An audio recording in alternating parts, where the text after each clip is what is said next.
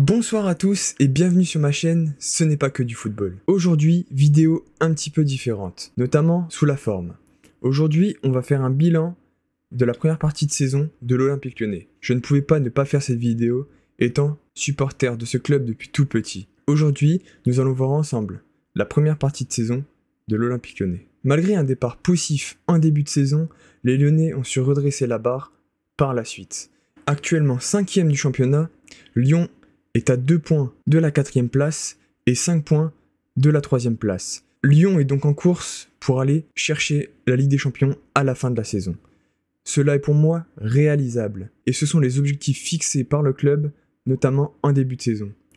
Un des autres objectifs de Lyon cette saison doit être d'aller chercher cette Ligue Europa.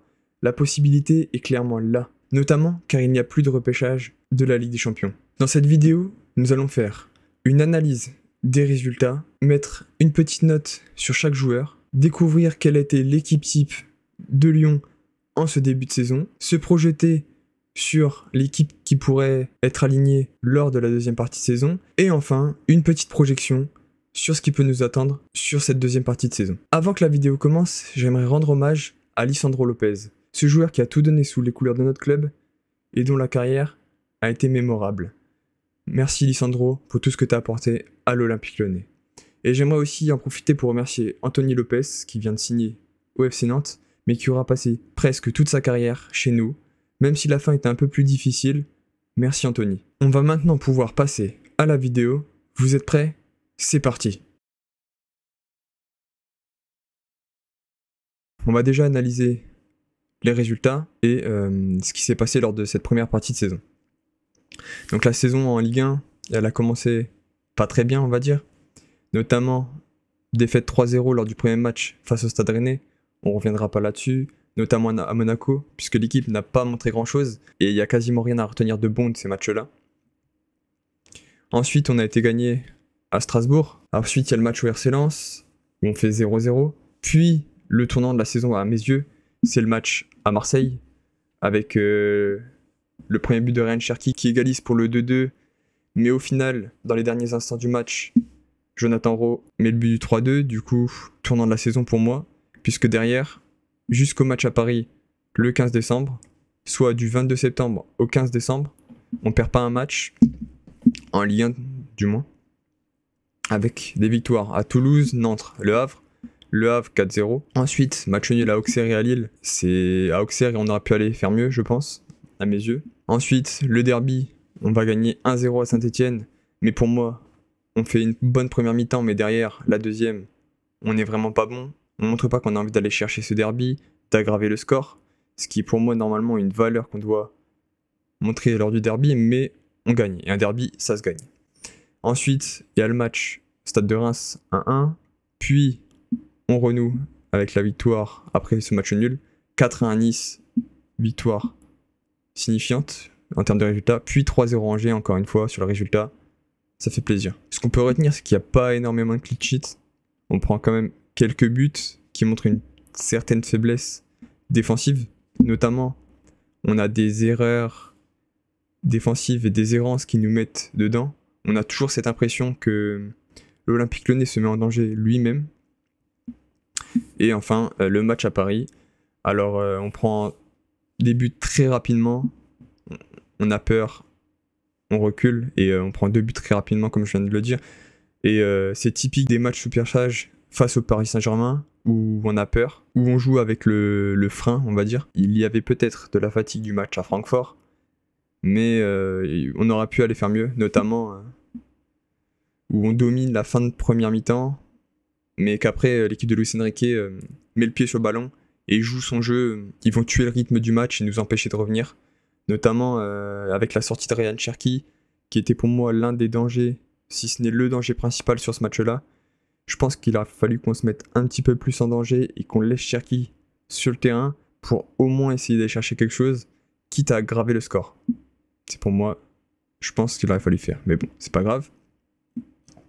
Ensuite, en Ligue Europa, on a quasiment que des victoires, notamment Francfort, qui était pour moi le plus gros match et le match à aller gagner jusqu'à maintenant. Hoffenheim, le 2-2, c'est dommage. Mais surtout, ce qu'il faut retenir, c'est la défaite à Beşiktaş, avec 30 frappes à une, si je me trompe pas, et on marque pas un but, et on perd 1-0. Et c'est ce match-là où il y a facile 4-5-0 à la mi-temps, mais malheureusement, on perd 1-0. Sinon, victoire à l'Olympiakos, au Glasgow, à Karabakh et Francfort. Coupe de France, on vient de gagner 2-1, mais le match était vraiment pas bon. Il y a quasiment rien à retenir du match. Il faudra faire mieux si on veut aller chercher cette Coupe de France qui est pour moi encore une fois atteignable. Si Paris sort ou on arrive à sortir Paris à un moment dans la compétition. On va maintenant s'intéresser au classement. Alors on peut voir que l'Olympique Lyonnais est 5e. Donc comme je l'ai dit tout à l'heure, à 2 points de Lille, 5 points de l'AS Monaco. Et derrière nous, si on regarde, Nice, Lens à 24, Auxerre 21, Toulouse 21 et Reims 20. Pour cette deuxième partie de saison, je pense qu'il faudrait continuer à creuser l'écart avec ceux qui sont derrière et continuer à chasser ceux qui sont devant. Je pense que c'est possible d'aller chercher cette 4e place, voire 3e si un des deux baisse un peu de rythme. On sait que Marseille peut parfois être en sur-régime, et Monaco qui commençait un peu à affaiblir sur cette fin de saison, mais qui reste l'un des plus gros effectifs de Ligue 1 derrière le PSG. Donc pour moi l'objectif vraiment, ça va être d'aller chercher ces places-là qui sont atteignables, je pense. Peut-être pas la 2e, mais au moins la 3e ou la 4e. À voir avec les arrivées aussi lors de cette deuxième partie de saison. Même si on a interdit de recrutement, on sait qu'il y a des rumeurs pour Almada ou Luis Enrique. Et voir aussi si on ne subit pas trop de départs, notamment sur les offensifs comme Fofana ou Cherki. Qu'est-ce qu'on peut tirer d'autre sur ce début de saison? Ce serait l'amélioration du jeu par rapport à l'année dernière. On sent que tactiquement, il se passe de meilleures choses. Le pressing est mieux, les sorties de balles sont meilleures. Il reste toujours tout de même de l'amélioration pour figurer plus haut et vraiment être constant sur 90 minutes et sur une série de matchs. C'est ce qui va être important.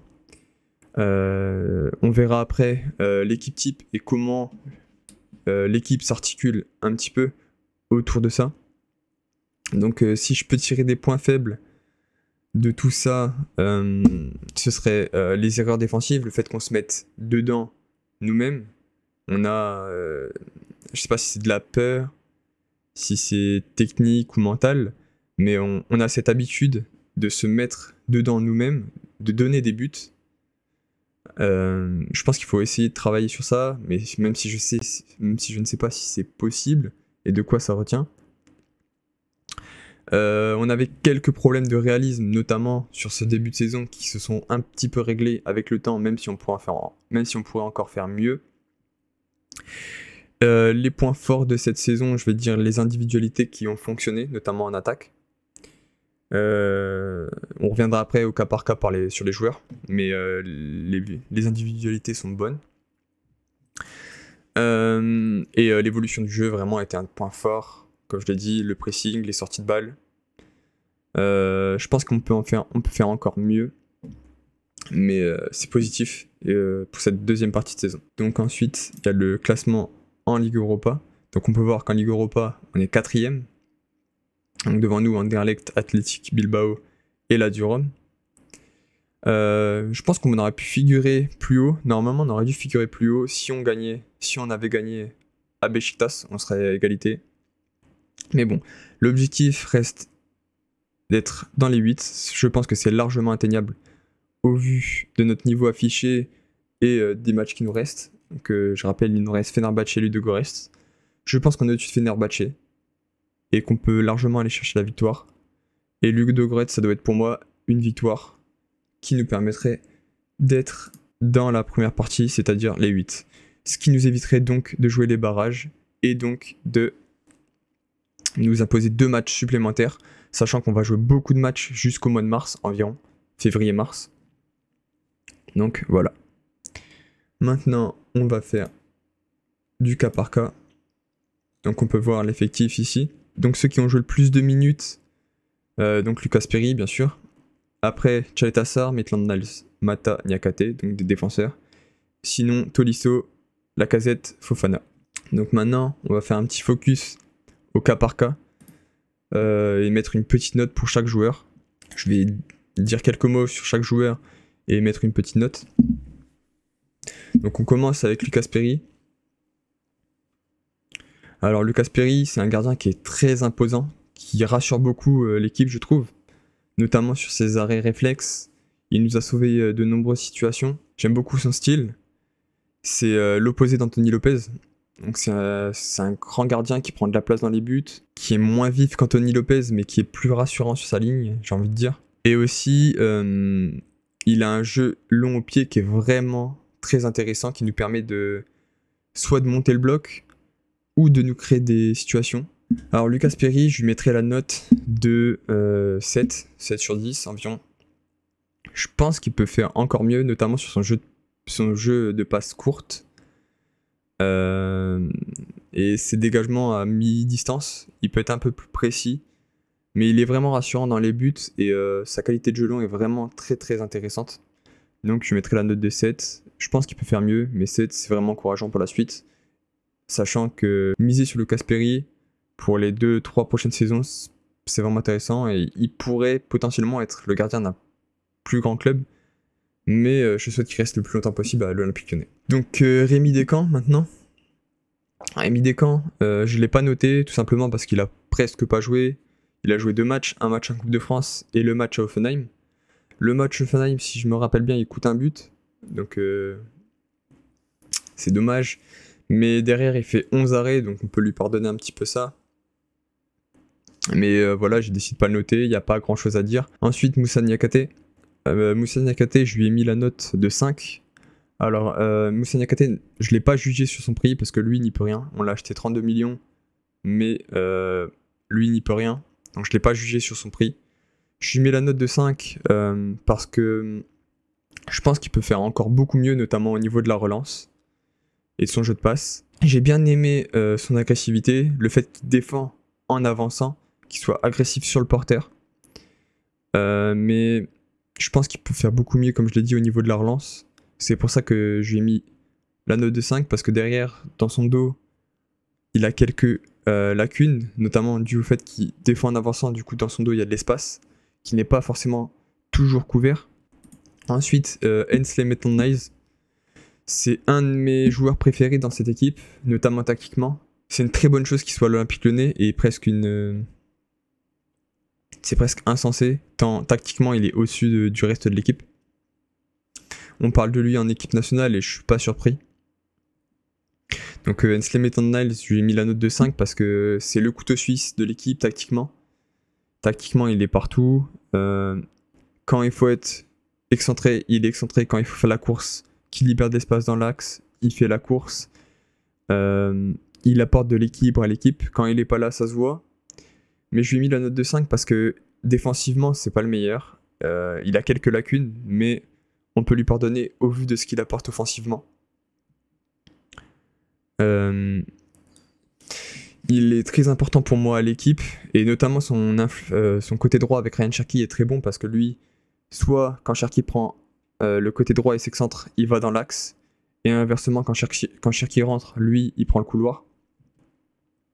Donc pour moi, c'est un de mes joueurs préférés à l'Olympique Lyonnais cette saison, même si je lui mets la note de 5 parce que je sais qu'il peut faire mieux défensivement. Et notamment, il faut se poser aussi la question de savoir si on le met sur les grands matchs et sur des ailiers qui percutent beaucoup. Notamment, on a vu face au Paris Saint-Germain avec Désiré Doué où il a beaucoup souffert défensivement, mais il n'a pas non plus trop été aidé par Ryan Cherki devant lui. Pardon. Donc voilà, je lui mets la note de 5. Je pense que j'aurais pu lui mettre plus offensivement, mais c'est tempéré par son apport défensif. Ensuite, Abner. Donc Abner, quand il est arrivé, on nous l'a décrit comme une daube. Et les supporters du Betis Séville étaient vraiment heureux qu'il parte. Mais depuis, c'est une bonne surprise. Il n'est pas aussi nul qu'on nous l'a vendu. Je dirais même il est bon, plutôt bon même. Il a marqué ses 2 buts, tout comme Tagliafico.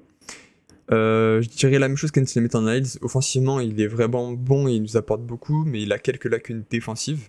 Après, on l'a pas énormément vu. On l'a plus vu au début de saison et on l'a un peu moins vu quand Tagliafico est vraiment revenu. Ensuite, Douillet, Calais, Sachar. Alors, pour Douillet, j'ai mis la note de 4. Il est toujours à la limite, c'est-à-dire qu'il a une grosse agressivité défensive, parfois à la limite, c'est-à-dire qu'à tout moment, on sent avec Calais Tassar qu'il peut prendre ce carton rouge, et donc nous mettre en danger. Il est moins rassurant que l'année dernière, je trouve, à mes yeux. Pour moi, c'est plus le titulaire indiscutable de la saison, de la deuxième partie de saison lyonnaise l'année dernière. Je pense que Mata est au-dessus et mérite d'être titulaire à côté de Niakate. Ensuite, on a Tagliafico. Tagliafico, je lui ai mis la note de 6. Parce que pour moi, tactiquement, c'est un des joueurs aussi les plus intelligents de l'équipe. Il s'intègre à la défense à 3 par moment. Parfois, il rentre dans le milieu de terrain quand on a le ballon. Parfois, il est excentré quand Fofana rentre. Il est très intelligent. Il nous apporte aussi de l'équilibre à gauche. On retrouve un Tagliafico qui a l'air plus épanoui, plus heureux à Lyon que lors des saisons dernières. Et pour moi, cette saison, c'est un joueur indispensable à l'équipe. Il n'a pas des qualités physiques impressionnantes, mais bouger Tagliafico, ça a l'air d'être dur. Les joueurs ont du mal à le bouger. Donc voilà, je lui ai mis la note de 6. Il a marqué 2 buts. Tactiquement, c'est un plus. Tagliafico a aussi cette hargne d'Argentin qui, avec sa grinta, fait que il est toujours là, toujours au duel. Il va jamais lâcher. Parfois, il va pousser sa gueulante. Voilà. Bonne première partie de saison qui lui vaut la note de 6. Ensuite, Omari. Alors, Omari, je l'ai pas noté parce qu'il a pas joué assez. Mais sur le peu qu'on a vu, j'ai trouvé qu'il avait une bonne relance, qu'il était capable de casser des lignes. Après, à savoir qu'il est prêté chez nous. Et on ne sait pas encore s'il va rester lors de cette deuxième partie de saison ou s'il va s'inscrire dans la durée à l'Olympique Lyonnais. Donc je l'ai pas noté. On n'en a pas vu assez, en tout cas à Lyon. Donc ensuite, on a Saël Koumbedi. Koumbedi, je l'ai pas noté parce qu'il a pas assez joué. Mais Koumbedi, on sent que chez lui, il a certaines lacunes défensives, offensives. C'est un joueur qui n'est pas fini et qui potentiellement peut partir lors de ce mercato d'hiver et qui pour moi ne serait pas non plus une perte à l'effectif. Il peut progresser, mais je sens certaines limites pour arriver au très haut niveau. Voilà. Il n'y a pas grand chose à dire sur Saël Koumbedi. Ensuite, le dernier défenseur qu'on va noter, ça va être Clinton Mata. Clinton Mata, c'est celui à qui j'ai mis la plus grosse note défensive. Je lui ai mis la note de 7, car pour moi, il a été le meilleur défenseur de cette équipe. Donc j'ai noté que son tout début de saison a pas été bon, mais que derrière, il a su se ressaisir et hausser son niveau de jeu pour être le meilleur défenseur de cette équipe. C'est pareil, un couteau suisse, capable de jouer arrière droit, mais aussi en défense centrale, où il excelle depuis le début de saison. On a l'impression qu'il est partout en défense. Il rattrape de nombreux ballons, mais aussi derrière, il peut se projeter, balle au pied. Sa relance est moyenne parce que c'est pas non plus un habitué du poste de défense centrale, il est plutôt habitué à jouer à droite. Donc, c'est pas le même poste et les relances ne sont pas les mêmes. Mais j'aime beaucoup son profil et je trouve que c'est un des soldats de Pierre Sage, c'est un de ceux qui joue le plus en défense. Ensuite, nous avons Nemanja Matic. Que dire de ce joueur ? C'est celui qui, tout de suite, dès qu'il arrive à l'Olympique Lyonnais la saison dernière, a montré toute l'expérience qu'il avait. C'est-à-dire que quand il est là, on sent que c'est lui qui apporte l'équilibre, qui gère le tempo de l'équipe, et quand il est pas là, ça se voit. Il est moins en vue cette saison, parce que notamment, il est moins suscité. Mais c'est pas pour autant qu'il n'est pas autant important que la saison dernière. Notamment, il gère le tempo, comme je l'ai dit. C'est lui qui gère l'équilibre, qui dit de remonter le bloc. C'est le patron du milieu de terrain, pour moi. Et son expérience est indispensable.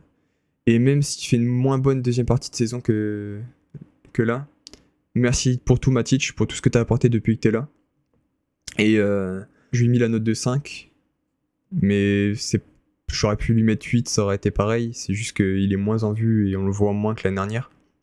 Mais pour moi, c'est un joueur important et indispensable.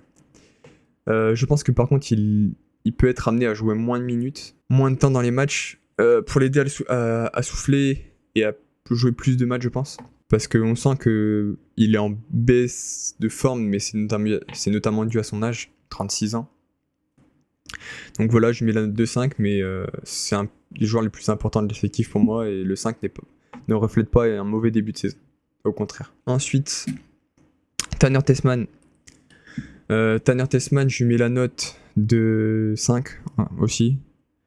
Il a pas énormément joué, mais quand il a joué, il a été intéressant. Il a montré une bonne qualité de passe. Un profil à la Matic. Et je pense qu'il va beaucoup apprendre à ses côtés.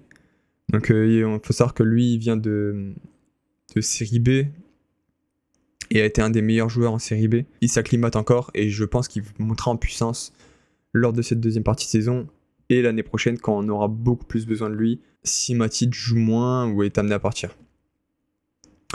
Donc voilà, je mets la note de 5. Ensuite, nous avons Jordan Veretout. Jordan Veretout a beaucoup joué en ce début de saison depuis qu'il est arrivé. Je lui ai mis la note de 5 parce que c'est un joueur qui est neutre avec le ballon, qui prend pas beaucoup de risques, mais qui, je trouve, défensivement et quand il a pas le ballon, est un joueur important pour l'équipe. Il apporte de l'équilibre. Il a des courses invisibles, je dirais, qui sont invisibles lors des matchs, c'est-à-dire que il est souvent là où l'équipe a besoin de lui, mais c'est pas forcément où le ballon est. Je suis pas sûr que il soit un titulaire indiscutable, dans le sens où je préfère quand Lyon joue en 4-2-3-1 avec Matic, Tolisso dans le milieu et Ryan Cherki en 10, plutôt que quand Lyon est en 4-2-3-1. Donc si je devais enlever un joueur dans ce milieu, ce serait plutôt lui. Donc voilà, note de 5. C'est pas un mauvais joueur, mais c'est pas un excellent joueur. C'est un joueur d'équipe, un joueur dont Lyon a besoin sur certains matchs. Donc voilà. Maxence Cacré, je l'ai pas noté par respect à ce qu'il a apporté. Maxence Cacré, on retiendra surtout son Final 8 et ses débuts à Lyon, mais il est en perte de vitesse. J'ai pas voulu le noter parce que c'est un joueur que j'ai beaucoup aimé par le passé et dont le cycle, je pense, à mes yeux, est terminé à l'Olympique Lyonnais. Il est sur le départ sur ce mois de janvier et voilà, je l'ai pas noté, contrairement à d'autres. Ensuite, pour moi, Corentin Tolisso est le meilleur joueur de l'Olympique Lyonnais en ce début de saison. Il a sûrement dû être piqué au début de saison, car il n'était pas performant, il a goûté au banc. Mais derrière, il s'est ressaisi, et c'est le Corentin Tolisso, champion du monde en termes de niveau.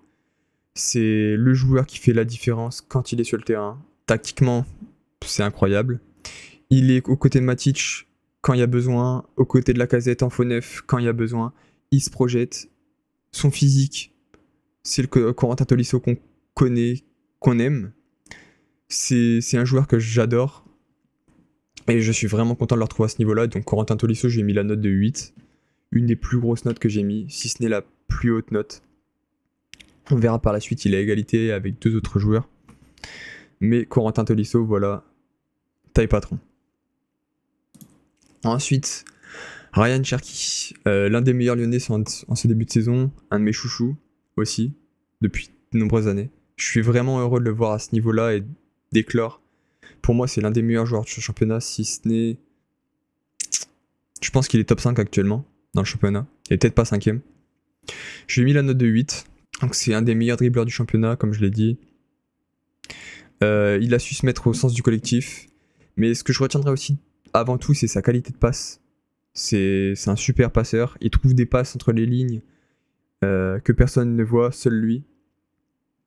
Il est pour moi indispensable à l'équipe, je le préfère en 10, mais à droite c'est pas non plus déconnant, dans le sens où il est à droite mais il est très libre de rentrer dans l'axe et Ainsley Maitland-Niles de prendre le couloir. On verra après comment Lyon s'organise, mais vraiment heureux de le voir à ce niveau-là. J'ai marqué aussi qu'il faisait pas toujours les efforts, mais qu'il était indispensable par son apport offensif à l'équipe. C'est enfin le Ryan Cherki qu'on a envie de voir, le Ryan Cherki qui peut potentiellement jouer dans les plus grands clubs du monde. À voir s'il confirme lors de cette deuxième partie de saison, mais sa première partie de saison est de très bon augure. Ensuite, Saïd Benrahma. Donc Saïd Benrahma, je lui mets la note de 5. Il a des bonnes statistiques, notamment sur les buts et les passes décisives qu'il apporte. Mais je pense que c'est insuffisant dans le jeu. Il apporte ses statistiques, ce qui est vraiment intéressant et ce qui manquait à l'Olympique Lyonnais ces dernières saisons. Mais dans le jeu, je pense qu'il peut faire encore beaucoup mieux et qu'il en a sur la semelle. Il y a des rumeurs de départ sur lui, parce que c'est une des plus grosses valeurs de l'effectif. Et c'est aussi un de ceux, s'il part, aurait un moins gros impact si Almada et Luis Enrique arrivent, bien sûr. Mais s'il faudrait rester, je pense que c'est l'un des premiers qui est susceptible de partir. Je serais quand même un peu déçu parce que je pense qu'il peut apporter plus à l'Olympique Lyonnais. Donc voilà. Ensuite, Ernest Nuama. Donc Ernest Nuama, je lui ai mis la note de 4. Parce qu'on avait de grosses attentes sur son transfert. Mais depuis qu'il est là, on n'a pas le Ernest Nuama que l'on a recruté. Il a des grosses qualités de vitesse qui ne se voient pas toujours. Des moments, notamment sur le match à Paris, où il se fait rattraper par Nuno Mendes, alors que c'est un joueur qui est censé être très rapide, qui a des gros appuis. Je pense qu'il va être amené à partir en ce mercato d'hiver. Ce serait pour moi une moindre perte pour l'effectif que d'autres, comme un Malik Fofana ou un Ryan Cherki. Donc voilà, je mets la note de 4 parce que c'est insuffisant et je pense qu'il en a sous la semelle, mais on l'a pas vu. Et vaut mieux qu'il parte maintenant alors que sa valeur marchande est encore haute, notamment vers la première ligue, plutôt que de perdre en valeur marchande et attendre l'été où là il serait peut-être moins courtisé. Ensuite, un des meilleurs joueurs de l'effectif de l'Olympique Lyonnais, nous avons Malik Fofana. Je pense que c'est la plus grosse valeur marchande à l'heure actuelle. Donc je pense qu'il vaut bien plus que les 25 millions, mais c'est Transfermarkt, on connaît. C'est l'un des dangers principaux de l'équipe. Sur le couloir gauche, offensivement, défensivement, il apporte beaucoup. C'est un joueur qui apparemment bosse beaucoup à l'entraînement et ça se voit parce que il est meilleur de match en match. Pour moi, il est indispensable à cette équipe de l'Olympique Lyonnais. À l'heure actuelle, c'est un des titulaires indiscutables avec Ryan Cherki et Corentin Tolisso. Je lui ai mis la note de 8, tout comme Ryan Cherki et Tolisso. C'est mérité, c'est l'un des meilleurs de l'équipe. J'ai pas beaucoup de mots pour ce Malik Fofana là, tellement je le trouve très bon et très mature pour son âge. Donc voilà, je mets la note de 8. Wilfried Zaha, contrairement à ceux qui n'ont pas beaucoup joué, je l'ai noté. Je lui ai mis la note de 1 parce que c'est si je peux me permettre, c'est du foutage de gueule. On a recruté un joueur qui aurait dû être l'un des leaders offensifs de cet Olympique Lyonnais là. On a placé de grosses attentes en lui au début de saison, mais il a fait que nous décevoir. Il n'a pas respecté le club, du coup je lui ai mis la note de 1, mais j'aurais pu ne pas le noter, mais voilà, j'ai mis la note de 1 parce qu'il n'a pas respecté le club. Et j'ai plus envie de le voir jouer sous le maillot de l'Olympique Lyonnais. C'est un joueur que j'adorais vraiment avant qu'il vienne, notamment sur ses années à Crystal Palace, où je trouvais que c'était un joueur, un dribbleur, un beau dribbleur à voir. Mais voilà, il a fait que de nous décevoir et voilà, c'est mérité. Le roi Georges Mikotadze. Georges Mikotadze, je lui ai mis la note de 6 parce que son début de saison est mitigé, dans le sens où il a mis du temps à être au niveau, notamment par un manque de professionnalisme et une adaptation au plus haut niveau, on peut dire ça comme ça. Mais depuis de nombreuses semaines maintenant, il marque, il est décisif, il s'est mis au niveau et on sent que lui, il a le potentiel pour être un des grands neufs passés par l'Olympique Lyonnais. Je pense qu'il peut viser un club du top 10 européen facilement s'il continue comme ça. Il mérite plus de temps de jeu sur la deuxième partie de saison, mais il y a la Casette, et on sait que la Casette, les deuxièmes parties de saison, il aime ça. Donc Mikotadze, je lui ai mis la note de 6. Mais je pense que c'est mérité. Il mérite pas plus, mais je pense qu'il aurait pu mériter un peu moins si on compare vraiment à son début de saison, mais il s'est bien rattrapé. Donc voilà, c'est un joueur qui s'inscrira sûrement dans les grands neufs lyonnais. Gift Orban, je l'ai pas noté, il vient de partir à Hoffenheim. Je l'ai pas noté, il a quasiment pas joué en cette première partie de saison. Voilà, il nous a rapporté quasiment autant que quand il est venu. On n'a pas énormément perdu d'argent sur Gift Orban. Il a marqué son doublé en début de saison. Pas grand chose à se dire si ce n'est son comportement qui a été un peu négatif, dans le sens où je pense qu'un Wilfried Zaha a déteint sur lui. Mais voilà, bon courage pour la suite, Gift. Enfin, le général, Alexandre Lacazette. Notamment, j'ai son maillot ici.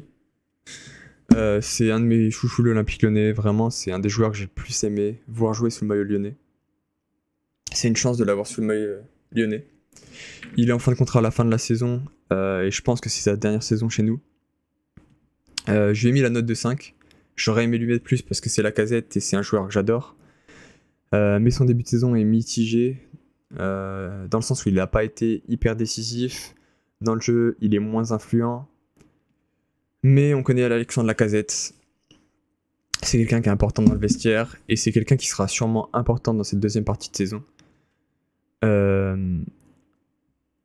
Et on sait qu'Alexandre Lacazette aime les deuxièmes parties de saison. Voilà.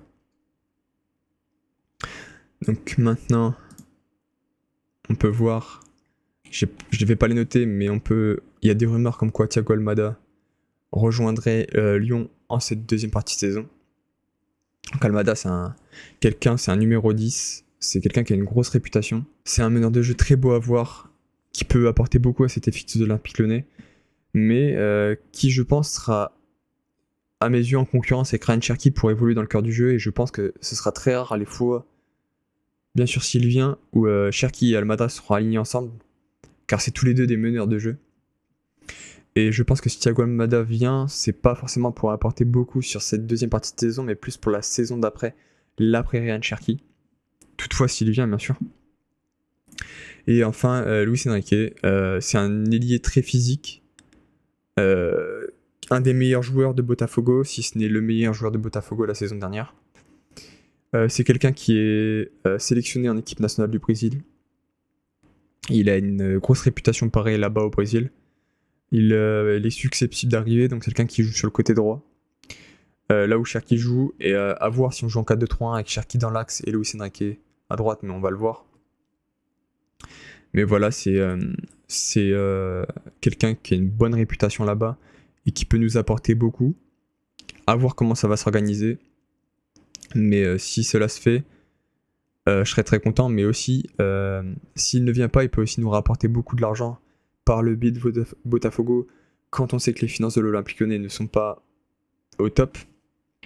Donc voilà, je serais content s'il arrive, mais s'il vient pas, à voir qui c'est qui reste, qui c'est qui part, quand on sait que Pierre Sage veut que l'effectif soit dégressif. L'équipe type de la première partie de saison, j'ai noté cette équipe-là.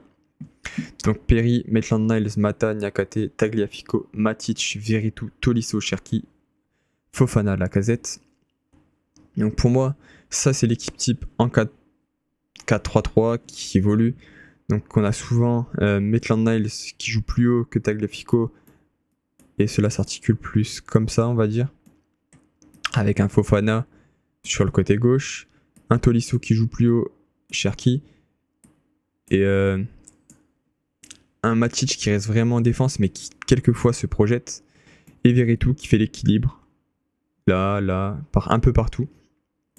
Pour moi, l'effectif se constitue comme ça quand on a le ballon. Pour moi, ça a été cette équipe qui était l'équipe type. Selon moi, si pour les projections sur la deuxième partie de saison, donc si on reste sur une base de 4-3-3, je pense que je resterai comme ça, avec potentiellement Luis Enrique ou un Thiago Almada, selon comment on joue. Là c'est Adrielson, mais selon comment on joue, qui pourrait s'intégrer. Mais je pense que Lyon se doit de jouer en 4-2-3-1, avec pour moi un Cherki qui se situe en 10, et du coup je mettrais Luis Enrique, donc j'enlèverais Veretout. Et pour moi, Lyon se doit de jouer comme ça, avec un Luis Enrique qui parfois rentre et Maitland-Niles qui prend le couloir, ou alors Tolisso qui se projette et Maitland-Niles qui rentre dans le milieu. Les possibilités sont multiples, mais je pense que l'effectif de l'Olympique Lyonnais joue comme ça, ou alors Cherki à droite et Almada en 10. À voir comment ça va se passer lors de cette deuxième partie de saison et ce que veut instaurer Pierre Sage. Mais pour moi, c'est ce vers quoi l'Olympique Lyonnais doit tendre, c'est-à-dire une équipe offensive qui prend le jeu à son compte, qui prend des risques. Et je pense que le 4-2-3-1 est vraiment une option parfaite quand on est favori. Mais si on veut équilibrer le tout, je pense que Pierre Sage restera en 4-3-3. Car Cherki apporte pas assez défensivement et je sais pas si Luis Enrique fera des efforts sur son côté droit. On verra bien. Donc voilà. C'est pour moi l'effectif et l'équipe qui doit évoluer. Mikotadze, bien sûr, peut prétendre à cette ligne d'attaque. Je pense qu'on ne verra pas les deux associés. Mais voilà, pour moi, ça doit être cette équipe qui doit jouer. Une des faiblesses, c'est la défense, mais on est en tête de recrutement. Donc si on parvient à faire Luis Enrique et Almada, ce serait déjà bien. Et on a plus des tendances à des départs plutôt qu'à des arrivées de ce fait. On sait que... On a ces joueurs qui sont en fin de contrat à la fin de saison. Donc à Lacazette, Tagliafico, Bengi. Lacazette, je pense, partira. Il ira chercher un dernier gros contrat. Tagliafico, je pense que ce serait pareil. Il irait chercher un dernier gros contrat, mais je pense que lui resterait en Europe. Et enfin, Bengi, je sais pas s'il prolongera, s'il partira. Aucune idée. Enfin, sur l'effectif de l'Olympique Lyonnais, pour moi, ceux qui sont susceptibles de partir, ce serait Paul Akwaku, qui n'a pas de perspective de jouer dans cette équipe de l'Olympique Lyonnais. Même en Coupe de France, ça c'est une plus petite équipe. Il n'a pas joué. Donc Lopez est déjà parti à Nantes. Bonne continuation à lui. Tout comme Gift Orban est parti. Bonne continuation aussi à lui. Donc Adrielson est susceptible. Il est revenu à l'entraînement. Il est susceptible de partir. Je sais pas si ce serait une énorme perte, dans le sens où on l'a pas vu jouer à Lyon et qu'à Botafogo, j'ai pas énormément suivi, mais c'est quelqu'un qui jouait là-bas. Molébé, j'espère qu'il aura quelques minutes. Mobile Baldé ne reviendra pas. Diawara est amené à partir, je pense. Même si j'aurais des gros regrets, car je pense qu'il peut apporter cet effectif de l'Olympique Lyonnais, notamment par ses projections, sa puissance. C'est un profil qu'on n'a pas beaucoup dans l'effectif. Mangala apparemment fait un gros début de saison avec Everton. Et là-bas, ils veulent le conserver. Si on arrive à bien le revendre, je serais assez content. Zaha ne doit pas reporter le maillot de l'Olympique Lyonnais. Descamps, je pense que ce sera le gardien en Coupe de France, mais que Perry est amené à jouer 100% des minutes en Europa League et en Ligue 1. Omari, il y avait des rumeurs comme quoi il repartirait à Rennes pour être reprêté derrière. Mais je pense qu'il va plutôt rester, même s'il jouera pas beaucoup. Donc Orban, comme je vous ai dit, il est parti. Koumbedi, c'est un des joueurs qui est susceptible de partir et pour moi ce serait pas une énorme perte. Il a une petite valeur et je pense qu'il peut renflouer les caisses à sa manière. Donc pour moi ce serait pas déconnant qu'il parte. Il a quelques manques pour le haut niveau. Tanner Tesman, il partira pas. Nuama est susceptible de partir. Après avoir été acheté définitivement par l'Olympique Lyonnais cet été, pour moi, il est susceptible de partir. À voir si cela se fait. Cacré, on parle de lui à 20 millions à Crystal Palace, mais ce ne serait que des rumeurs et ce ne serait pas vrai d'après Hugo Guillemets. Je pense qu'il est en fin de cycle, il a à partir. J'ai pas voulu le juger, tout ça. Mais c'est une des valeurs marchandes de l'effectif. 20 millions, j'y crois pas. Je pense que ça se situerait plutôt à 10, c'est son prix. À voir s'il y a quelques magouilles. Benrahma, pour moi, est une des plus grosses valeurs de l'effectif et peut-être amené à partir s'il y a des arrivées offensives. Et enfin, derrière, pour moi, il n'y aura pas d'autres départs. J'espère que la vidéo vous aura plu. Voici pour moi le bilan de cette première partie lyonnaise et ses perspectives pour la saison à venir. Je te remercie d'avoir regardé la vidéo jusqu'à maintenant. Si tu as aimé la vidéo, abonne-toi, like et commente. Dis-moi pour toi quel a été le bilan de cette première partie de saison et quelle note tu aurais mis à certains joueurs. Et n'oublie pas, ce n'est pas que du football.